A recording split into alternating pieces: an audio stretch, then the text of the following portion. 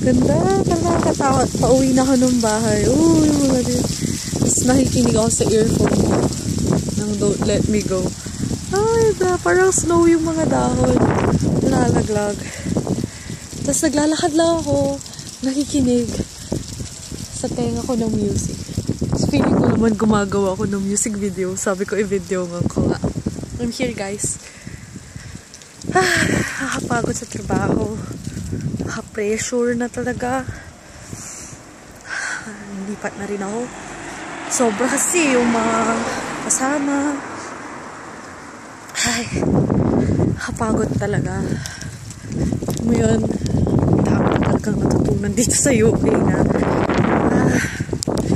mo yun, ko walang sipag, walang tiyaga. Hindi, pero I mean, saludo talaga ako sa lahat ng mga OFW workers, sa lahat ng mga care assistants. Ang hirap din. Ang stress, yung pakikisama, yung kahit na mahalin mo sila. Ay, naku. Basta, kwento ko na lang pag makauwi ulit ako ng Pinas.